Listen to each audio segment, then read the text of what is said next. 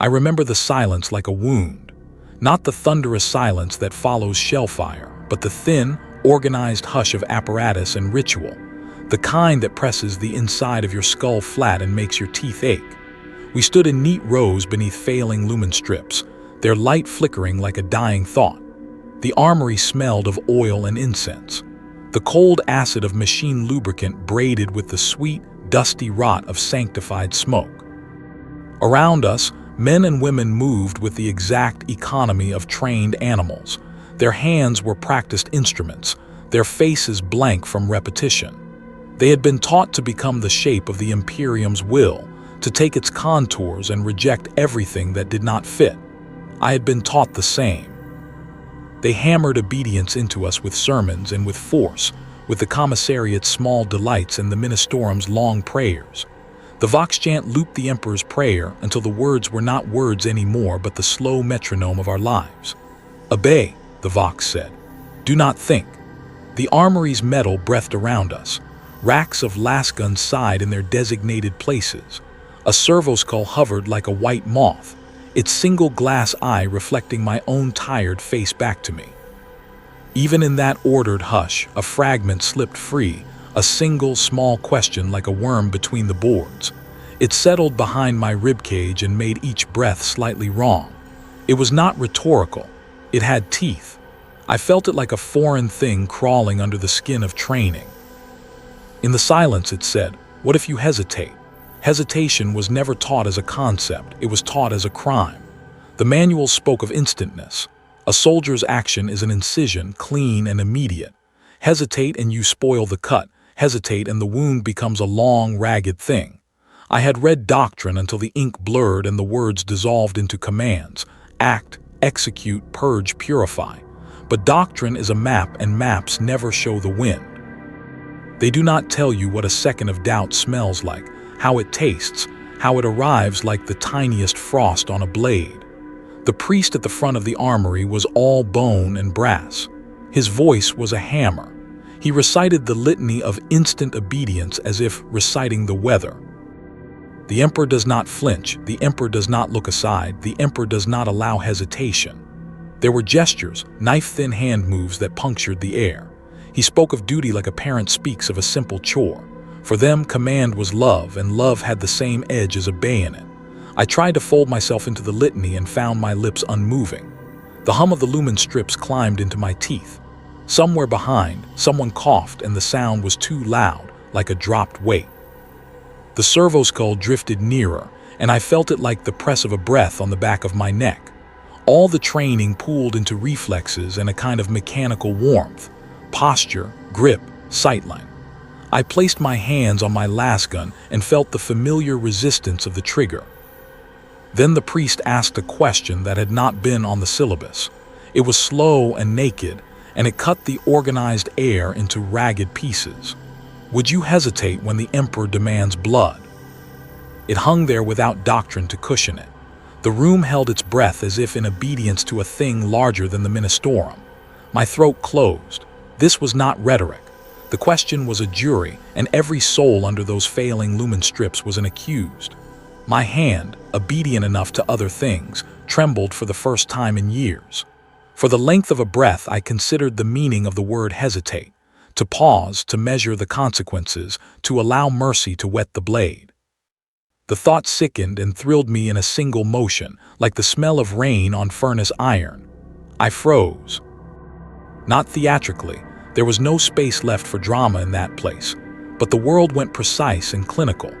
The servoskull's single glass eye mirrored my face as if for cataloging. The priest's gaze found me like a pointer. Somewhere in the rear, a soldier's boot rasped against the floor, and that tiny sound seemed to dramatize the moment into an indictment. The training that had pressed itself into my bones rose up, insistent as bone, telling me to move, to obey, to become the cut. A second is a small thing. We measure seconds by bullets and breath and the ticks between prayers. Yet in that small rupture, the insistent doubt coiled and made itself known. It felt like a presence, heavy as a weight on the sternum. I could feel blood in my ears. I could feel the pulse in my temples. I could, without any ceremony, imagine a different choice. The priest's voice returned like wind. "Will you be ready?" He did not look away. Around me, the room held its breath as if the whole armory had become one long, waiting throat. I could not answer. My mouth was full of someone else's words, not those of doctrine, but of old, rusted memory. A laugh, a child's hand, the smell of bread. They were irrelevant and toxic. They were not built for the institution. The servo skull blinked. The lumen strips coughed. My knee bowed slightly under me, and I tasted iron on the back of my tongue. Then I froze in the way the priest's question demanded. The silence was no longer indifferent. It watched me. The air, the light, the oil-scented breath of the armory, everything became witness. In the 1 second that stretched like wire, my world narrowed to the shape of the decision. Would you hesitate when the Emperor demands blood? The question did not flinch. I found I could not answer. The hive is a living thing, and it remembers who belongs to it. It breathes in soot and exhales orders. To live within its skin is to learn a new language of moving parts. Elevators that swallow entire battalions, stairways that wind like the guts of a monstrous engine, vents that carry prayers and curses equally. The walls sweat old condensation, and the lights are never the same color twice. Every corridor has its own grammar of footsteps, the quick, the measured, the stuttering steps of the condemned. I have walked those corridors at midnight and at noon and felt the same electric pressure pressing against the back of my skull. People pass through the hive like blood through veins. They are each a small, regulated unit, carrying ration chits and codes, their faces set into the proper rigid relief of function. The hive makes you small and private at the same time. You are both nothing and a canal of activity. There are markets under cotta chambers, children who sell boot polish by the light of scrap lamps, and churches that bloom like coral in the dark. The hive's architecture is not merely stone and metal. It is the sum of all the small choices the populace makes to survive. Those choices are harsh and precise. Hesitation is not an option the hive tolerates. Inside the breathing walls, there are rhythms to which the city conforms. The lifts open like throats, and you step inside to be shuffled and ranked. You chant with the vox at the fixed, ritual moments. You queue to be measured for rations. Every action is a notch in the hive's internal clock. It watches you when you think it does not. The skin of the hive has eyes. The skin listens. On one particular day, the kind where particulates hung in the sun like ash in a chalice, I noticed hesitation in the tiny things. A lift door shut a moment later than it was scheduled. A vendor's stall held its cloth taut an extra breath. A child dropped something and did not immediately pick it up. These are the small indications, the sub-second anomalies that add together into a pattern. I felt them like tremors in bone. They are not the wild, dramatic hesitations that cause entire battalions to be rooted.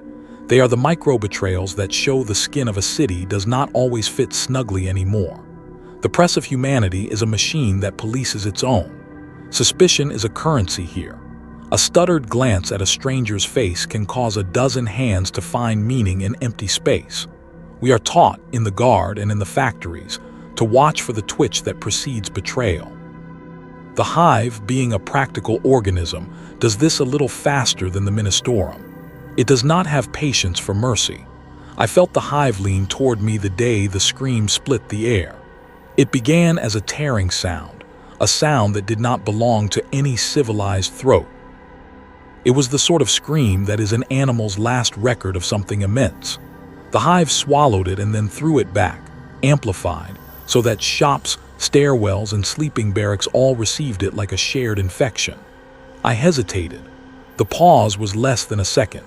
It was the time it takes for a flicker of doubt to pass through a mind trained to act, the sliver of thought between instruction and execution. That sliver feels like thin glass underfoot. You do not step on it often, and when you do, you fear what it might shatter. For an instant, I considered the shape of noise, an accident, an ambush, a child, any small human reason to delay. Around me, other bodies moved.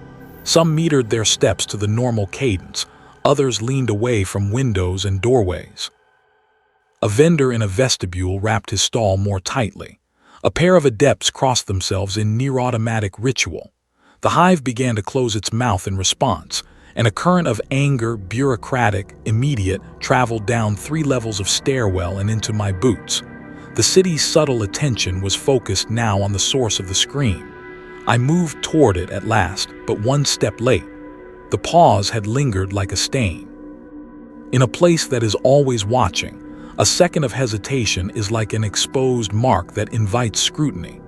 Eyes turned toward me as if to test whether doubt might spread.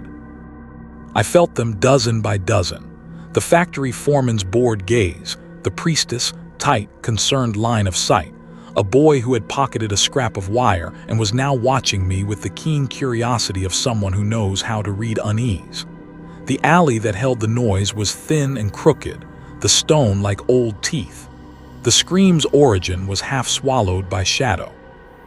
I remember the metallic tang that came up from the gutter when I stepped close, not the clean copper of a sanctioned wound, but the bitter salt of something irregular. There was a woman, or I thought there was, crumpled half beneath a grate.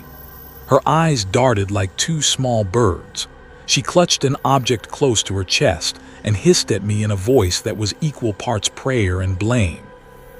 Something else moved in the shadow beyond her, not a person but a shape, a bloom of cloth and chain that might have been a coat at first and then an instrument.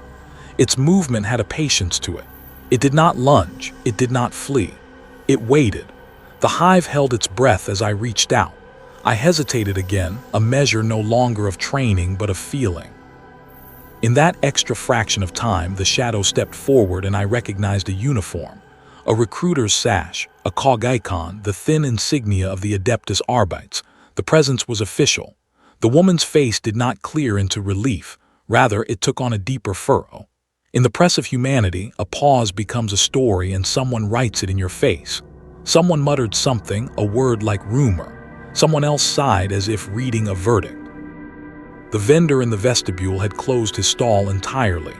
A child wiped his hands on his knees and watched us with eyes older than his years. I wanted to be swift then. I wanted to move with the economy I had been taught. But the faint taste of smoke in my mouth told me something else. The hive's attention had become a jury and I had presented myself as a defendant. The scream had not just been an event. It had been a test. I stepped forward, and I hesitated.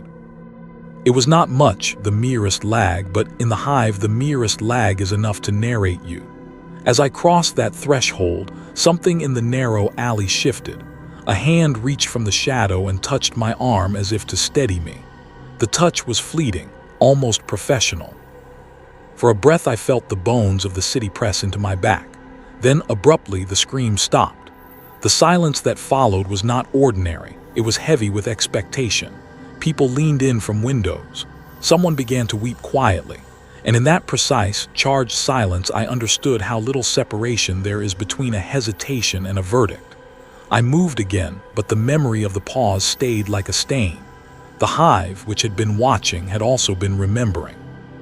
The walls took me down into their narrow ribs, and I could feel them cataloging that small, private failure. It would not be the last time they did so. A second of hesitation had not yet killed me, but the hive had already recorded my name. Orders are the lingua franca of the Imperium. We learned them in infancy, etched into our bones in barracks and baptismal fonts alike. An order is a straight path. It does not bend to morality or remorse. It is an incision, and you make the cut because the cut keeps the hole in one piece. But there are orders that do not remain surgical. There are commands that twist into instruments that wound not just flesh but the soul. I remember the night the order arrived. Vox static seared through the barracks like a live wire, short and precise. The commissar called us together not for drill but for a judgment. There had been a rumor of heresy, whispered like a stain in the latrines. Someone had spoken the wrong name in the wrong light. The accused stood in the center of the square, hands bound, face hollowed by fatigue. He was younger than most of us, and his mouth was set in a way that made the commissar's verdict seem inevitable. The order itself was a small metallic note in the air, execute. There was no appeal, no hearing, just the cold machinery of duty performing, ready to excise the corruption. The commissar's voice was a blade. False faith is a contagion, he said. Purge it now. His black gloves gleamed under the flaring pyres. The crowd formed the appropriate ring. The accused looked not at the commissar but at the ground, and his eyes briefly flicked in my direction. In that look there was a memory, a half-formed joke perhaps, the residue of a shared cigarette once passed in a trench. For an instant I remembered a time before commands were the only horizon. I had my lasgun pointed at the defendant because that is what the procedure demands. One must be ready to obey the order of higher authority with perfect and immediate action. My finger rested on the trigger in that practiced way, the bone memory of 1,000 drills. But as the commissar repeated his order louder, ritual, like a priest reciting the liturgy of death, something within me tightened into a small, hot kernel. It was not a rebellion in the cinematic sense. It was the humble recognition of a human face. The accused whispered a word. I heard it on the static, a syllable that should not have reached my ears. Remember. It was nothing, a single, insignificant syllable, and it lodged in me like grit. The world narrowed to the shape of his mouth. He did not plead the heresy. He did not protest his innocence in any form the commissariat recognizes. He only said once a thing that belonged to a life before judgment. My finger trembled. In a system built on the certainty of obedience, a twitch in the supply chain of action becomes the first sign of rot. The commissar's gaze snapped to me, hard and clinical. He read the minor irregularity with the speed of one who knows the metrics of human behavior. "Are you hesitating?" he asked. The Vox echoed the question and multiplied it until the whole square seemed to be asking the same thing. The man's life weighed between two syllables. I had been trained to obey. Birth, baptism, drill, all were lessons in surrender. I had given myself to the machine of the Imperium willingly on most days and without thinking on others. Yet the warm knot in my gut argued for something else, for mercy as an act not of weakness but of humanity. For a moment I considered that the Empire's demands might eclipse all other considerations. But the face of the accused, the small, almost tender way his lips moved, kept pulling me away from that final, lethal instant. In that second I held the power to end him. The trigger was an easy movement. Life and death sat like simple levers of metal. The swing of a wrist, the sip of compressed air, and the world would conclude. The training told me to do it. The commissar's eyes commanded me. The doctrine supplied the unquestionable morality. But the man's whisper made me human for the span of a breath, and my hand moved, not with the clean efficiency of a soldier, but like a man who is remembering a face. The moment stretched and became elastic. The commissar's features tightened into the geometry of intolerance. Somewhere in the crowd, a child began to cough. The accused's lips parted, and I thought again I heard a word. Perhaps an apology, perhaps an old friend's name. My finger dipped slightly, the smallest deviation from the appointed course of action. It was enough for the commissar. He stepped forward with the theatrical precision of one who must correct a flaw. His bolt pistol unfolded under his black gauntlet with a silky, trained motion. The thing looked ordinary and monstrous, a small engine carved to take life. He did not speak to me this time. He spoke over me, and the words were a verdict. The duty falls to those who will not fail. My hesitation had already been judged. It had been visible in my bone and breath. In the eyes of the commissar, it had become a stain of treason. The accused's whisper, the tactility of his human frailty, had become a mirror, and I had looked into it. For failing to obey in the smallest fraction of time, I had become, in the commissar's calculus, unreliable. The bolt pistol rose toward me, not toward the condemned.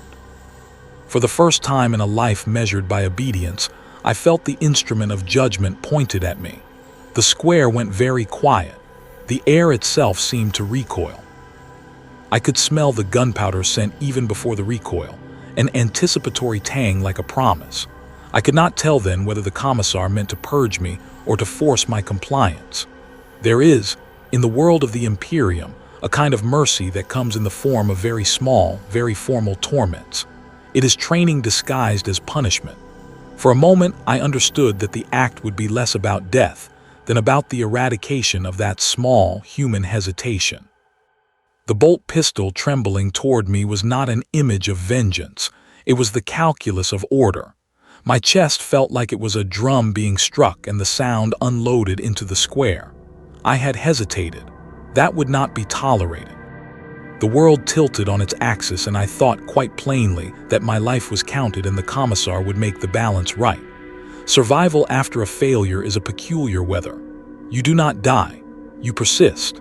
But you persist with an annotation, a small, inward margin added to your existence where everyone reads your lapse like a footnote. I was not executed that day, not by the commissar's bolt nor by the vox law of a tribunal. Instead, I was rerouted into a kind of living limbo, retained, monitored, watched. The punishment was not the blunt edge of a firing squad, it was the corrosive drip of suspicion. They reconfigured my accommodation, gave me new barracks with thinner walls, moved me where the sergeants could observe my roll call times. It was quiet, and it was worse. Being watched turns everything into theater. A mundane cough becomes evidence. A delayed waking is a ritual of accusation. My comrades, once companions under the same yoke, became a chorus of small, polite repudiations. They had their own survival to manage, and observation is a cheap luxury when survival is rationed down to taste. Eyes drifted from me as if my presence was tainted. The simplest gestures from them were measured for contamination. Who speaks to me and how often?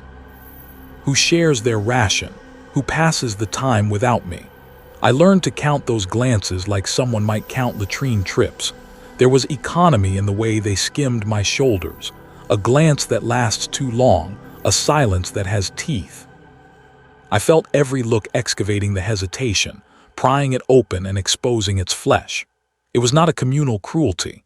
It was the practical mechanism of a group protecting itself. They chose not to kill me because my inability to act was not yet a contagion they feared enough to excise. Instead, they contained me like a wound that must be dressed and watched. The acoustics of that liminal life were strange. In the small hours when everyone else slept, the sound of my own heartbeat grew monstrous. It moved like a drum under a canvas sky, each beat a separate accusation. I woke to it as if to an alarm. I could not sleep without ritual, and the rituals were small things, repeated prayers that hollowed the shape of the world, the grinding maintenance of my lasgun until metal and oil became ritualistic motion rather than preparation for action. In the quiet, my breathing sounded like a confession. In the daylight, my hands trembled with the memory of the commissar's pistol. The group changed the shape of its voice toward me. Conversations folded closed when I entered. If I passed someone in the corridor, their tone adjusted down a notch as if they were taking cover from infection. They did not speak of the event loudly. They did not need to. You do not talk openly about the stain on your neighbor. You keep your head down and you do not call attention to it. The hive had taught them manners. The Ministorum had taught them prudence. Life under the Imperium is a kind of shared ballet of anxieties, and I had become the unnecessary piece of costume that everyone hopes to ignore. When the next attack came, I felt it with the added knowledge that others were waiting for me to fail again. We were deployed, shoulder to shoulder, to meet a strike that had the simplicity of prediction. Shellfire came like a pattern. It had the choreography of ordained violence. We took our stations, and the world contracted into positions, and the smell of ozone and spent plasma filled the air. This was what we had been trained for: the instant response, the cut, the movement that ends hesitation in the only way the battlefield understands. A volley screamed overhead, and a man 2 ranks down collapsed. There was no drama, just the efficient, terrible ordinariness of the thing. We opened fire as the automatic rhythms demanded. For a breath, the drill took us over, and I felt my body move as if with autopilot. The lasgun's pulse flashed. The recoil stung the shoulder like a small, sharp reprimand. The world was a concatenation of light and smoke, and the immediate business of killing the thing that wanted to kill us. This is clarity. The battlefield gives you back the simple geometry you crave.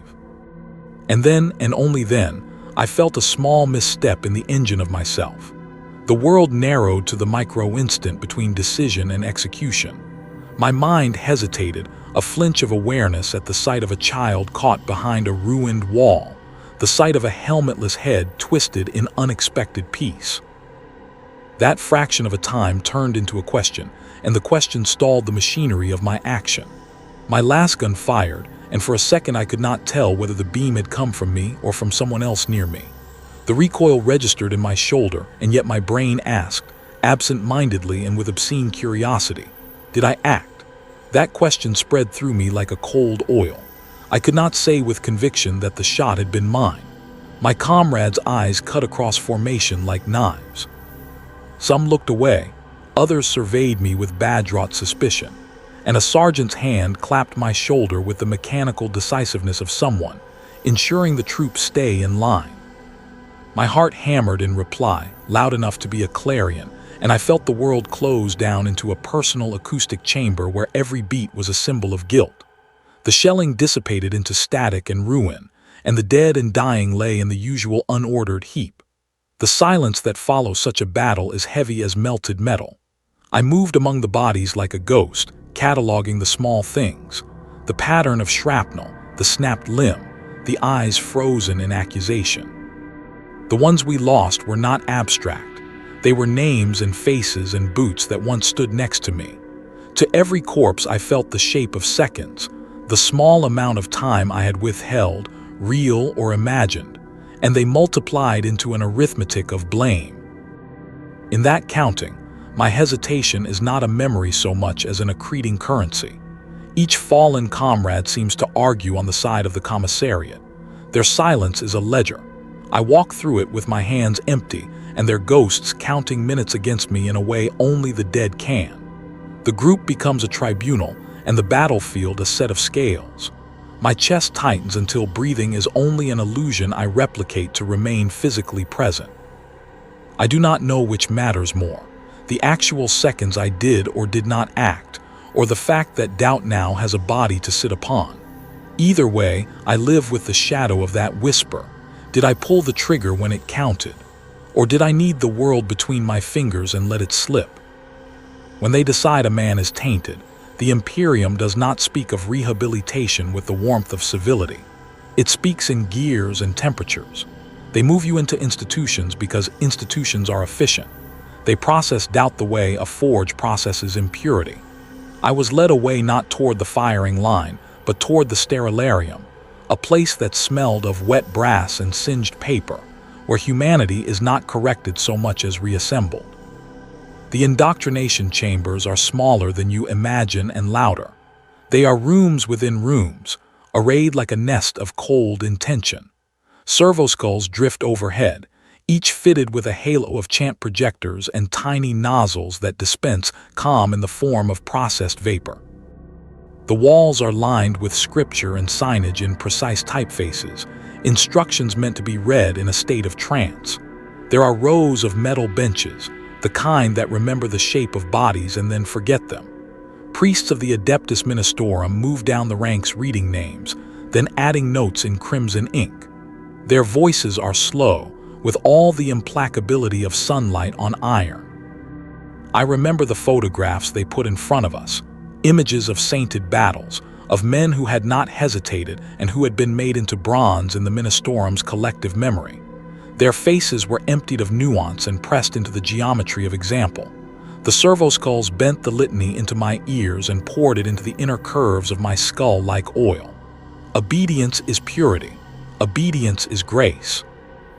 The machines repeated it until syntax and meaning bled into each other. When you hear the same imperative 1,000 times, language stops being a tool and becomes a cage. The priest used instruments that were nominally physical, but in effect were metaphors made real. They traced patterns with heated rods on sacrificial models, mapping the lines of descent as if they were plumbing faults.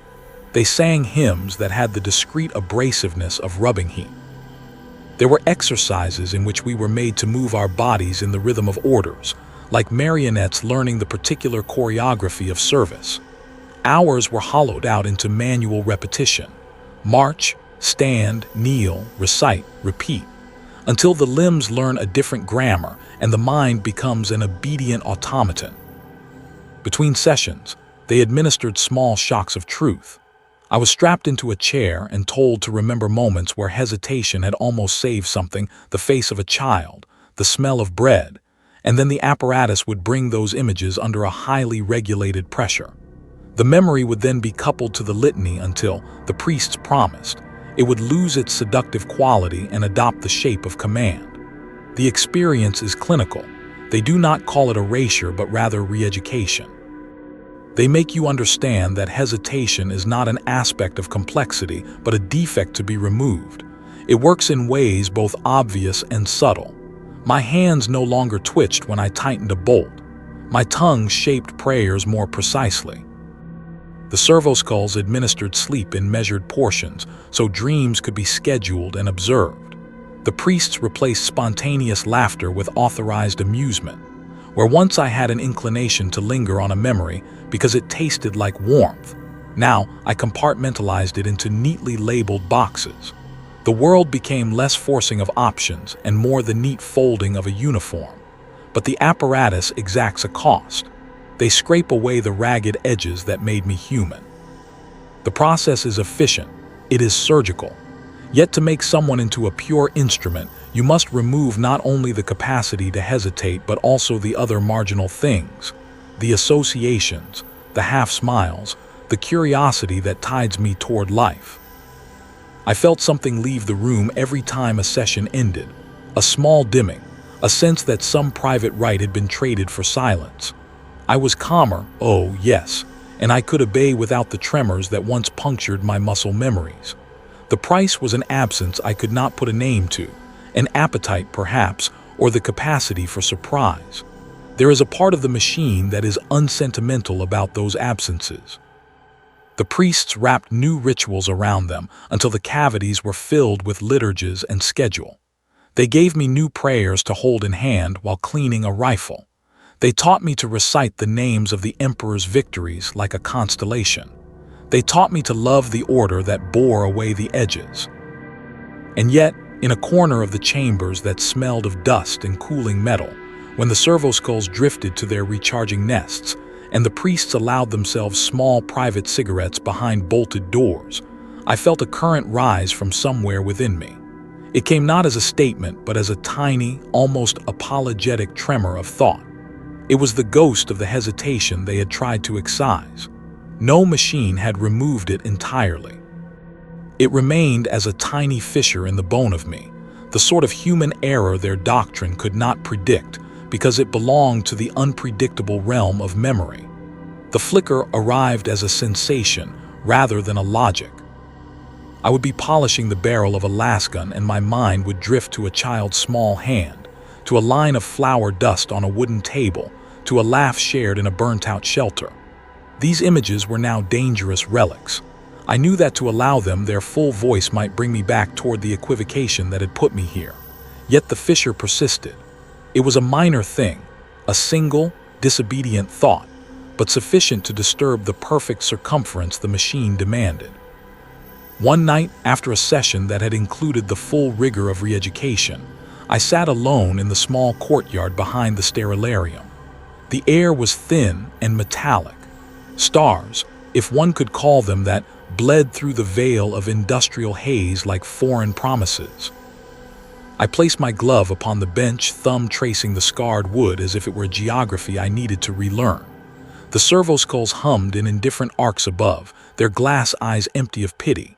For a long time I watched the shadow a moon-propelled machine cast and listened to the all-too-faint echo of my own voice reciting the litany.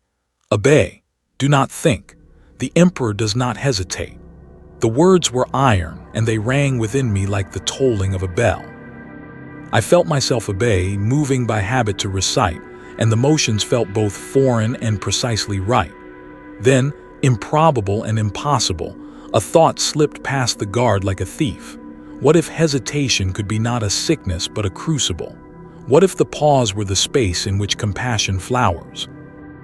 The idea was quick and tender in my mind, a small child in a crowd. It lasted only a second, and in that second I tasted the tang of forbidden possibility. The servoskulls did not flinch. The stars did not change. The machinery of obedience hummed with the same infallible accuracy. But inside my chest, a tiny thing had reasserted itself, a single second of human question that refused to be grounded by doctrine. I felt it like a pulse under a cast, weak and stubborn. It frightened me in a way that the priests could not induce or punish. It was not a failure but a resurgence. And there, in the sterilarium's quiet, I felt the small return of hesitation. The battlefield did not announce itself with fanfare. It opened like a wound in the world, a scar across the horizon, smoke and flame carving hollows into the sky. The air tasted of iron and ozone, and the scent of burning bodies mingled with the acrid tang of promethium. Artillery screamed above, tearing the heavens into jagged lines of light, and the ground shuddered under the unrelenting percussion. I remember thinking, with the clarity of shock, that the world had no patience for hesitation here. One false breath, 1 second too long, and existence itself would mark me for obliteration. I took my place behind a crumbling wall, the stone biting into my back like an accusing hand. My lasgun hummed faintly in my grip, the vibrations reverberating into my bones. Smoke twisted and curled around my boots, curling like living things that sought to pull me down into the ash. My ears rang with the distant cadence of fire, and yet in the immediate space of my lungs there was an almost eerie silence. It was the silence of anticipation, of predation. The world paused, waiting for a choice I had not yet made. And then I saw him. Not as a concept, not as an enemy symbol burned into training manuals or banners, but as a mortal, a man, or what remained of one, standing amidst the chaos. His eyes found mine with the precision of instinct. In that instant, a horrifying truth crystallized. He could see me. He could see the small tremor in my hand, the micro-fraction of hesitation that had gone unnoticed by my comrades, unnoticed by the commissars, unnoticed by the machinery of obedience, but not by him. I froze. The air between us thickened, charged with unspeakable comprehension. In his gaze, I felt the weight of time dilate and collapse simultaneously. A second stretched into eternity, and I recognized with gut-level clarity the covenant that exists between hunters and hunted. Hesitation is not a thought in this universe. It is a mark, and the mark is readable. I had betrayed myself in a single heartbeat. The world around us did not pause. The artillery still tore the sky, the ground still quaked, the cries of the dying still pierced the smoke, but my perception narrowed to the thin, dangerous corridor between his eyes and mine. I could see the pulse of adrenaline in his neck, the tension in his fingers as they clenched his weapon. I knew, even without movement, that the moment I delayed further, he would act. My training screamed at me, a chorus of bone and habit: pull the trigger, fire, obey. But the human kernel inside me, the stubborn, fleeting part that had refused obliteration in the sterilarium, that had clung to hesitation as if it were a prayer, whispered a countercommand: wait, measure, survive. The paradox of survival is that it is not rational. One does not calculate survival in fractions of seconds. One feels it as a living pulse, a rhythm that guides hands, eyes, and breath. I could feel the trembling of my own pulse, the subtle shiver along my spine, the way my chest hollowed and tightened simultaneously. Time slowed, and I realized that in this universe of gods and monsters I was insignificant, a speck of fear flung into a storm. And yet somehow, that speck's tiny choice could alter the direction of death. Then he moved. Not the sudden, clean motion I had rehearsed in the armories, not the disciplined, mechanical strike of trained combatants, but a twitch, almost imperceptible, of the shoulder. It was a precursor, a warning, a statement of intent that reverberated through the thin barrier of perception separating us. His weapon rose, black and gleaming, a vector of inevitability aimed precisely where hesitation had left me exposed. I could see the barrel, a narrow cylinder, and the faint glint of his optics catching the light of the burning sky. And I hesitated. That pause, a fraction of a second in ordinary circumstances, was now a chasm. It was the infinitesimal interval in which all probability narrows to the stark simplicity of life and death. I tasted fear in a concentrated form, metallic, bitter, and immediate, a flavor I had never anticipated in training. The smell of cordite and blood, of ash and smoke, coalesced around me into a fog of acute awareness. Every nerve ended in a scream I could not hear. Every breath became a negotiation with mortality. Then I noticed the flicker, the glint of his iris against the firelight. Recognition passed between us like a spark on wet metal. In that instant, the battlefield became not a theater of mass slaughter, not a machine of organized death, but a crucible in which two mortals, one hesitant, one resolute, faced the incomprehensible scale of the universe and measured their worth against it. A second too long. That is all it took. The rhythm of my heart lost its synchrony with the world. The laser circuit in my mind, the reflexive command to act, skipped a beat. My training screamed louder. Fire, obey, survive. Yet the human residue, the part of me stubbornly clinging to hesitation, resisted. It whispered, as if the ghost of that first pause in the armory had returned, that to move too soon was to forfeit calculation. I saw his finger tense on the trigger. The world contracted. I could feel gravity pressing on me in a way it had never done, the ground uneven beneath boots slick with ash and debris. Time fractured into micro-increments. The smoke twisted into forms that were both monstrous and alive. The cries of the dying formed a chorus around us, and yet everything condensed into the single point of his intent. The battlefield was infinite. I was infinitesimal, yet all of infinity seemed to conspire in this second. And then, a sound. Not the report of his weapon, not the thunderclap I had expected. A hollow, metallic reverberation, distant yet intimate, as if the world itself exhaled through the barrel of fate. I felt it before I understood it. The vibration coursed through my teeth, my bones, and the soles of my boots. Instinct flared, primal and raw. My body responded before my mind could articulate a command. I rolled to the side, barely clearing the jagged shrapnel of a ruined wall. The world shattered in light and smoke around me. The enemy's eyes widened, and in that widening I glimpsed the reflection of mortality mirrored back at me. Recognition, not anticipation, drove him now. His own body jerked in reaction to the same unseen force that had almost claimed me. The pause, the hesitation he had read in my stance, had become a conduit through which another presence had moved. I realized then, in a way too abstract for comfort, that hesitation does not merely expose you. It invites the unpredictable, the uncontrollable, the godlike touch of fate itself. I scrambled to my feet. The battlefield reeled. Smoke and fire twisted together like serpents, and the smell of ozone made my stomach lurch. Every thought I had ever considered about hesitation, in the armory, in the hive, in the sterilarium, now converged into a singular, undeniable truth. A single second of doubt is not private. It echoes. It resonates. It is read, interpreted, and acted upon by forces far beyond human comprehension. He lowered his weapon slowly, as though the same invisible hand that had deflected the shot had now intervened in his motion. I saw relief flash across his features, mingled with terror and confusion, and I realized with sudden, disarming clarity that the sound, the report that had shaken the air and nearly fractured my bones, was not the discharge of his weapon. It was something else entirely, something I did not yet understand.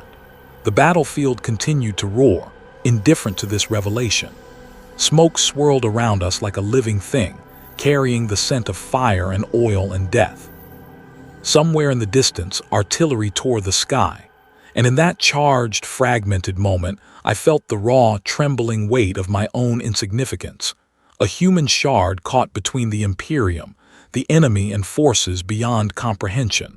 I had survived the enemy's gaze, but the world had marked me nonetheless. The pause had been observed, the hesitation catalogued, and the consequences were only beginning to unfurl. I live. I do not understand how. The air is thick with smoke and ash, each inhalation a reminder that survival is not a gift but a debt. Around me, bodies lie twisted in impossible angles, their faces frozen in the last fragment of life.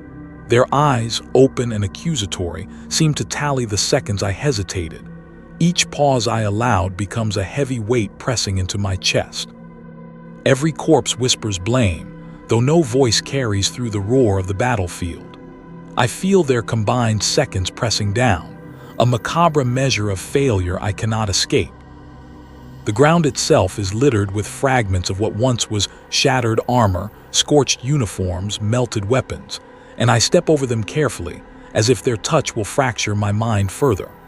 Smoke curls in intricate patterns, forming ghostly shapes of comrades I cannot remember saving, faces I should have recognized, names I failed to utter. Each inhale tastes of iron and sorrow. The artillery continues its relentless rhythm in the distance, a mechanical heartbeat mocking the fragility of flesh and will. I move among the bodies like a penitent in a cathedral of horror. Their limbs, broken and still, are markers on an invisible clock counting the seconds I lingered too long. I remember the initial hesitation, that infinitesimal pause in the chaos, and now it has expanded, filling the spaces between explosions and screams. Each second I delayed has multiplied into the silence left by those who will never move again. I pause beside one fallen figure, a soldier I had shared a nod with before the assault. His helmet lies beside his head, visor cracked, and I see the faint reflection of fire in his unseeing eyes. I imagine his thoughts, unspoken, accusing. I imagine the moment he realized that hesitation, however brief, had sentenced him. I bow my head, the weight of his seconds pressing like chains around my neck. The ground beneath me feels unstable, as though the earth itself carries the tally of the lost. Shadows of movement flicker across the periphery, some illusion, some wind-blown smoke, some memory of life that refuses to exist anymore. Every sound is amplified, the faint rattle of debris, the whisper of wind through shattered walls, the distant, almost musical groan of a collapsing building. My heart pounds in sync with 1,000 lost heartbeats, each echoing my guilt. The seconds continue to tick, relentless and indifferent, each one counting the lives I could not save. I wander further over jagged stones, past the corpses of those who had prayed for survival, past the scorched remnants of Voxcasters still muttering fragmented prayers. Each fragment resonates as a reprimand. The battlefield stretches endlessly, a graveyard of frozen accusations. I see the scorched earth reflect the fire in the sky, and I feel that fire within me, burning not with courage but with the realization that I am alive solely because the universe has not yet corrected my mistake. The wind carries a sound I do not recognize at first, not the distant rumble of artillery, not the crack of lasguns, not the groan of shattered armor. It is a human sound, distant yet intimate, a whisper threading through the cacophony of the battlefield. I freeze. The hairs along my neck rise, and the weight of every second, every hesitation presses even harder. And then I hear it, my own name, spoken softly from the lips of the dead. I stagger back, unsure if it is memory, hallucination, or some terrible, unnatural resonance of the fallen. Every name I have failed to remember, every life I failed to protect, rises in unison to pronounce judgment. The seconds I hesitated have grown legs, voices, eyes. They speak in a chorus of accusation in perfect synchrony with my heartbeat. I want to run, yet I cannot. Every step I take feels measured against a clock I do not control, ticking for lives lost, for seconds wasted. I remember that first infinitesimal hesitation, a fragment of thought, a flicker of fear, and realize it has multiplied, resonated, and manifested in every death that surrounds me. The battlefield is no longer merely physical, it is temporal, and I am its focal point. I collapse beside a ruined wall, breathing ragged, the ashes settling like snow around me. The corpses stare upward, their expressions frozen yet infinitely expressive, as if the weight of dead seconds has given them purpose beyond death. I feel their scrutiny in every nerve ending, in every fold of my mind. Guilt is no longer a concept. It is a presence, physical and oppressive, pressing into my chest and gut, squeezing, bending, threatening to snap me like one of the broken beams scattered across the field. I speak to no one, yet my voice reverberates in the empty spaces, swallowed by the ash and smoke. I am sorry. The sound is swallowed immediately, consumed by the battlefield, yet the dead seem to acknowledge it, if only with silent, unrelenting weight. There is no relief, no absolution, only the continuous accumulation of seconds, a relentless tally that will never be erased. And then I hear it again, clearer, closer, my name. Not a memory, not a thought, not a hallucination. A voice speaking from the void between life and death, threading itself through the second I had allowed to exist too long. The air grows heavier, charged with expectation. The seconds tick louder, faster, each one a hammer on my mind, and I realize that hesitation does not end in the moment of choice. It persists. It lingers. It becomes a weight that can never be shed. I stagger to my knees, overwhelmed. Every breath is measured against the impossibility of survival, every heartbeat a reminder that I am the anomaly, the exception, the one who hesitated and yet lived. The weight of dead seconds bears down, each corpse a clock, each moment of pause a chisel carving guilt into my soul. And then I hear my name again rising above the cacophony, insistent, deliberate. I know in the marrow of my bones that this is not a call to action, not a summons to survival. It is recognition. The dead know me. They measure me. They account for me. The seconds I hesitated are no longer my own. They belong to them now, to the unbroken tally of absence and accusation that stretches across the battlefield. The battlefield stretches endlessly before me. I rise unsteadily, the weight of every lost second pressing in, guiding my steps.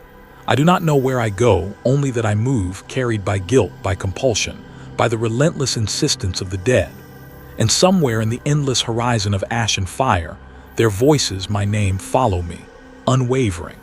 I stumble through the ash-choked streets, the ruins of a shrine emerging from the smoke like a skeleton's hand clawing through the earth. Marble, once gleaming with the light of the Emperor's presence, now lies fractured, streaked with soot and blood. The icons are defaced, their faces worn away by fire and neglect, and the statues of saints lean drunkenly, cracked and hollow-eyed. I kneel on the splintered steps, hands pressed against stone that burns faintly with residual heat. I whisper a prayer, barely audible over the sighing of the wind, hoping that the Emperor might hear me, might notice that a soul still trembles with fear and reverence beneath the weight of his domain. But the words falter. Hesitation blooms again in the throat, a creeping frost that freezes the lips mid-prayer. Each syllable becomes a choice, and each choice stretches into an eternity. I cannot finish the litany. The vox chant that usually resonates through the temple remains broken in my mind, the sacred vibration snapping against the walls of doubt. My voice is swallowed by the cavernous ruin, and even as I strain to speak, the shrine seems to collapse further, each fragment of stone echoing my inability to obey fully. The smell of incense, mingled with scorched wood and blood, presses into my sinuses like a tangible weight. Dust rises in ghostly columns, catching faint light from the broken roof, and I imagine the flicker of torches long extinguished. Shadows stretch unnaturally across the cracked marble, and I feel eyes upon me, not the forgiving gaze of the Emperor, not the compassionate recognition of a saint, but something patient, ancient, and hungry. My hesitation has not gone unnoticed here either. Faith itself has turned its gaze into judgment, and I am acutely aware of the imperfection of my devotion. I attempt confession, whispering the names of those I have failed. I hesitated. I survived while others, the words fracture, tumbling into the ruin, incomplete, powerless. The statues of saints seem to leer at me through their fractured visages, the cracked marble echoing each incomplete phrase like a chorus of accusation. I realize with creeping horror that the shrine does not forgive hesitation. It does not pause for mortal doubt. The Emperor does not wait. My faith falters, crumbling as visibly as the walls around me. I trace my fingers over the bas-relief of a saint, her visage worn smooth by centuries of devotion. I want to feel connection, absolution, a tether to the divine, but all I find is emptiness. The hesitation that once lingered in my hands, my thoughts, my decisions, now coils around my soul. It spreads, insidious and slow, infecting the fragile network of belief that remains. Each whispered confession becomes a testament to my failure, each unfinished prayer another stone added to the ever-growing weight of guilt. The air grows colder, and I shiver, though the fire from the horizon casts an orange glow into the ruin. I hear the faintest creak, the shifting of stone that should have been still for centuries. My heart hammers against my ribs, each beat a reminder that hesitation is not just a temporal flaw, it is a spiritual contagion. Every fragment of faith, every trace of devotion, is vulnerable. I taste the metallic tang of fear and incense, and it reminds me that the shrine, once a sanctuary, is now a mirror. It reflects my weakness, my inability to act with unwavering certainty, and my own image recoils beneath that reflection. I bow my head lower, pressing my forehead to the cracked marble floor. I attempt to speak the final words of absolution, the sacred phrases that might unburden the soul, but the syllables die before they leave my lips. My breath trembles. The statues, the bas-reliefs, the icons, all of it seems to lean toward me, not with grace or mercy, but with expectation. My hesitation is a presence, tangible and oppressive, pressing against my chest and throat. It consumes the space where devotion should have been. And then I feel it movement, subtle yet undeniable. A shadow rises from the altar, cutting through the wavering light, shifting across the ruin like liquid darkness. It is not divine, not a saint or angelic manifestation of the Emperor's will. It is something older, hungrier, something that has waited in the cracks of marble and the fissures of faith for the moment of weakness. My skin crawls, my breath hitches. The shadow does not speak. It does not need to. Its existence is accusation, hunger, and inevitability wrapped into a single, incomprehensible form. I draw my weapon instinctively, though I know it will accomplish nothing.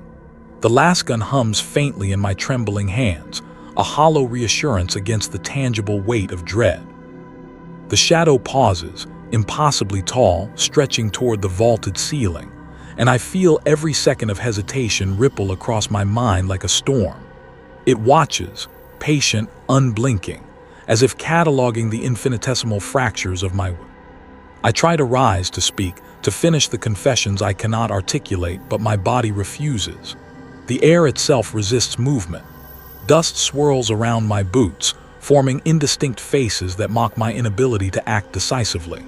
The ruin groans under its own weight, each crack widening, each fragment threatening to collapse entirely. I realize then that hesitation is contagious here, not temporal but spiritual. Every pause, every incomplete word, every faltering gesture feeds this ancient hunger, and I am trapped within it. The incense smoke coils around me, a living thing, twisting into forms that mock the saints and martyrs whose likenesses are carved into the walls. The shadows shift, elongating, reaching, and I understand. The shrine itself has become an instrument of judgment. My hesitation is measured, multiplied, reflected back upon me in ways I cannot comprehend. Faith, the one constant I had relied upon, punishes hesitation with relentless certainty. I whisper again, fragments of confession. "Forgive me, I cannot, I am." My voice dies in the void. The shadow creeps closer, and the ruin seems to contract around me. Every heartbeat resonates in my skull. Every fragment of hope drains into the ash-strewn floor. I feel the weight of countless failures pressing against my chest, and I understand that hesitation is not merely a flaw. It is a sin that even the Emperor does not pardon. The shadow rises higher, its form impossible to define, yet unmistakably aware, almost sentient in its hunger.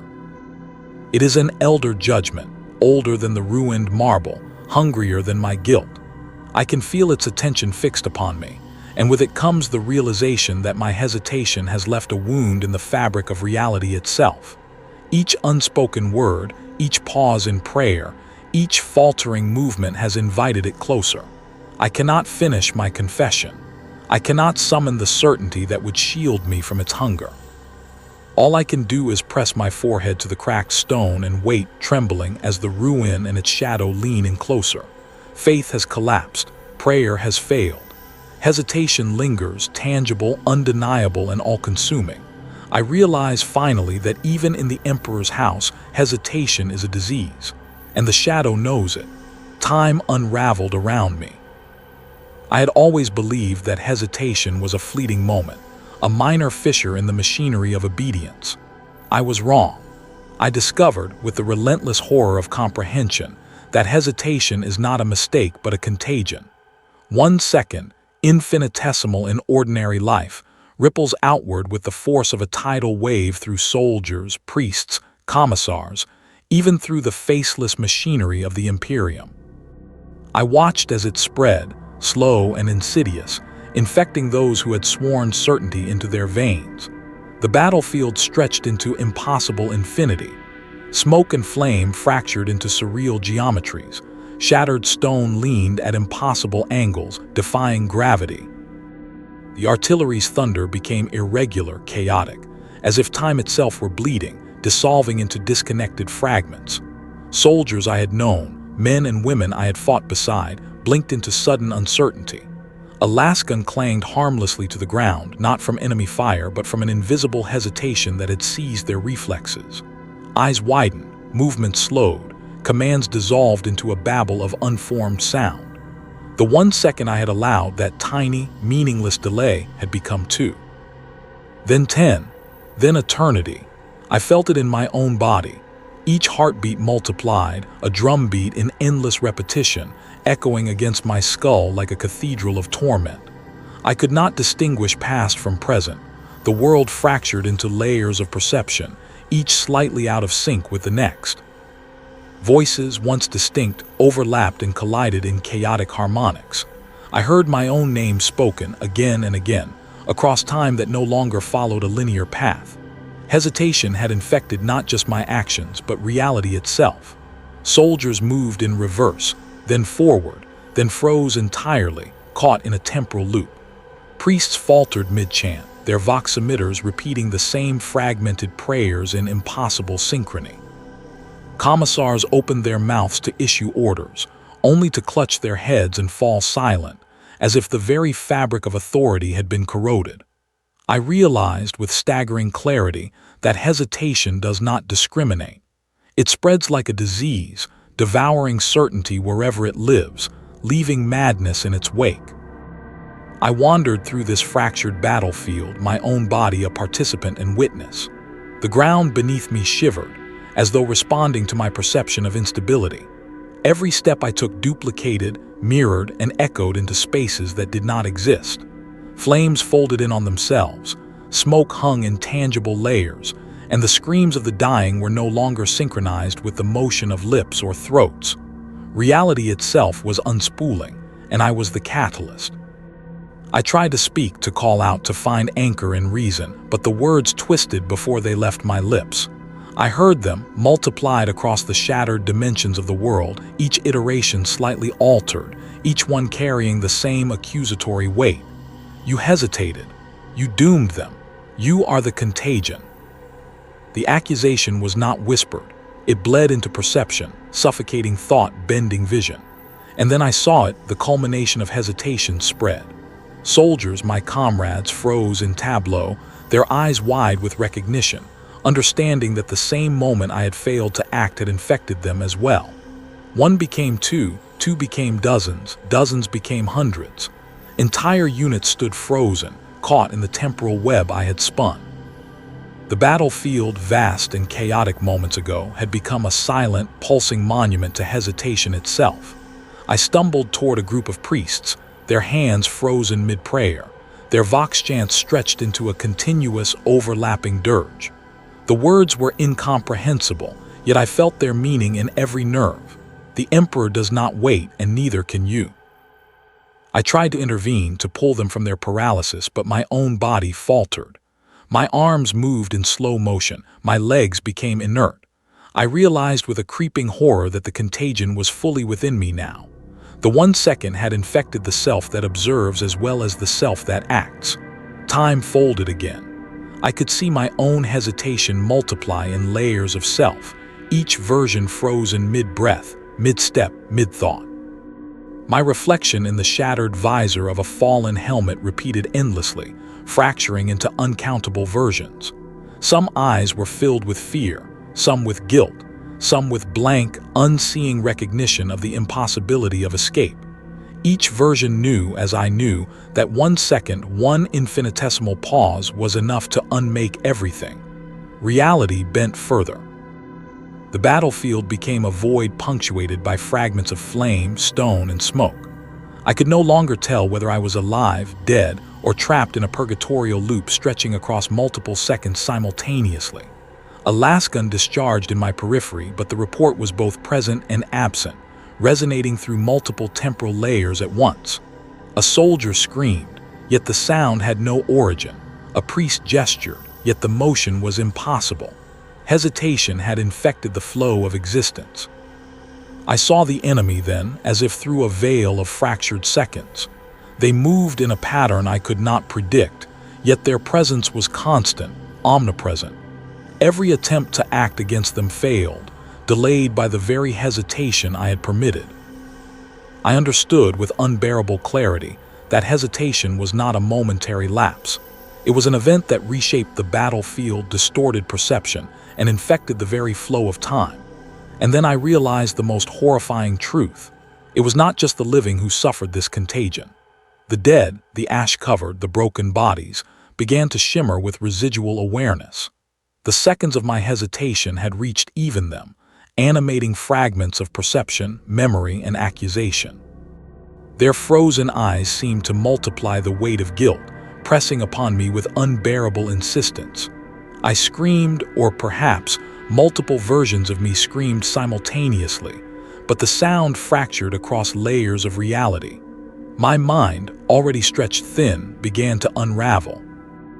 I could feel the seconds stacking impossibly, one atop another, pressing into my skull like lead. My thoughts bent backward on themselves. Memory and prediction became indistinguishable. Hesitation had not only infected others, it had infected existence itself. I stumbled through the warped battlefield, and every step revealed another layer of infection. Soldiers, priests, commissars, all trapped in the same web. Time itself seemed to pulse in sync with the infinitesimal pause I had allowed. 1 second had become 10, 10 had become 100, 1,000, infinity. Each tick was unbearable. Each beat of my own heart echoed through the fracturing reality, reminding me that hesitation cannot be contained. Finally, I collapsed amidst the ash and debris, my mind caught between layers of seconds, frozen and moving all at once. I could not discern whether the ground beneath me was real or a memory of it. Smoke, fire, stone, and blood blended into a single, endless tapestry of uncertainty. I understood then that the 1 second I had allowed to exist had infected everything, and there was no returning. I opened my eyes and found nothing. The battlefield had vanished. The soldiers, the dead, the flames, the rubble, all gone. I was alone, suspended in the silence of hesitation. Time no longer moved, yet it stretched infinitely. Every second, every infinitesimal fraction of thought reverberated in a void without origin. I was both observer and prisoner, caught in the single instant that had unraveled reality. And in that infinite silence I realized, hesitation does not merely destroy action, it destroys perception. It destroys reason, will, and certainty. It leaves the soul suspended in a void, alone with the weight of infinitesimal pauses multiplied across existence. 1 second, that was all it took. 1 second to unmake not just myself, but the world I believed I knew. I cannot move. I cannot think. I cannot breathe without the awareness of the second that broke me. And I understand now, with a clarity that pierces deeper than any law's round or blade, that I may never emerge. I am trapped in the eternal, all-consuming moment of hesitation, alone with the silence that follows. I speak to you now, though I do not know whether my words reach the living or drift only through the void I have become. Listen closely, recruits of the Imperium, for what I say is not counsel, not inspiration, not the hollow encouragement of a superior. It is confession. It is warning. It is the testimony of one who hesitated and found the universe indifferent to the pause. The Emperor does not wait, not for prayer, not for reflection, not for the trembling hesitation of a single soul. Not for orders to be digested, for fear to be quelled, or for conscience to reconcile with duty. The universe cares nothing for hesitation, nothing for thought, nothing for mercy. 1 second, that infinitesimal, imperceptible interval, and your life, your world, your very existence becomes a ledger entry marked for deletion. I know this now in the marrow of my bones, in the fragments of perception left to me. I have walked among the dead. I have knelt in the ruins of faith. I have seen hesitation spread like wildfire through soldiers and priests alike. I have felt the seconds multiply, fracture, infect reality, and I have watched the very battlefield dissolve under its weight. Time itself can be corrupted by indecision, and the Emperor does not wait. Hear me when I say this. The enemy does not wait. The Xenos, the heretic, the demon, all of them move with relentless precision. They do not pause for your hesitation. They do not account for your fear, and they do not grant mercy to the trembling. Even your comrades, the loyal, the trained, the indoctrinated, cannot shield you from the infinitesimal pause. Hesitation is not a flaw. It is a contagion. And once it exists, it spreads beyond the boundaries of flesh, beyond the architecture of the battlefield, beyond the fragile boundaries of reality itself. I speak from the point of view of one who has been unmade by that pause. My body lives, but my soul has fractured into shards. My perception stretches across infinitesimal and eternal seconds, layered one atop the other, none of them complete, all of them unbearable. I am witness to the slow unraveling of all that I once understood.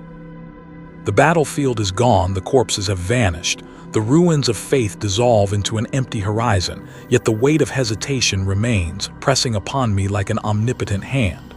I do not know if you are listening or if the words dissolve before reaching human ears, but I must speak, for this is the only action left to me.